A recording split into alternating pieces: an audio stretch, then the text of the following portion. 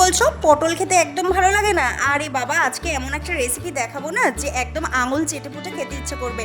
তো যাই হোক, দেখো প্রথমেই ঘরের মধ্যে যদি থাকে ওই পায়েস রান্না করার চাল, তাহলে এক মুঠ নিয়ে আসো। আর যদি না থাকে তাহলে দোকান থেকে সামান্য পরিমাণে একটুখানি গোবিন্দভোগ চাল নিয়ে এসো। এরপরে দেখো চালটাকে ধুয়ে একদম কড়াইতে সোজা দিয়ে দাও। সামান্য পরিমাণে একটু তেল গরম করে নিয়েও ওই যে সর্ষের তেল তার মধ্যেই দিতে হবে।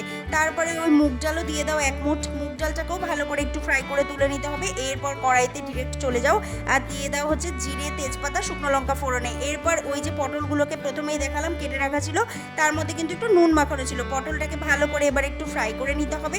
পটলটা ফ্রাই হয়ে এলে এর মধ্যে চেরা কাঁচা লঙ্কা আর আগে থেকে ভেজে রাখা চাল ডালটাকে অ্যাড করে দাও।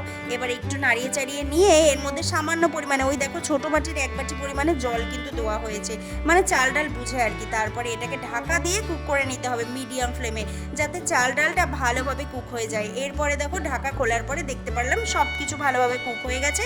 সব শেষে কিন্তু একটুখানি চিনি আর ঘি দিতে একদম ভুলো না। তারপরে আর কি, এবারে এটাকে ভালো করে নাড়িয়ে চাড়িয়ে নামিয়ে নিলেই গরম গরম পরিবেশন করতে পারলেই দেখবে একদম সবাই আঙুল চেটে পুটে খাচ্ছে। গরম গরম ভাতের সাথে হোক অথবা রুটি, দারুণ কিন্তু জমে যায় এই রেসিপি একবার যদি পাতে পড়ে। কেমন লাগলো ভিডিওটা অবশ্যই জানিও, আর একটা লাইক কমেন্ট করতে কিন্তু একদম ভুলো না।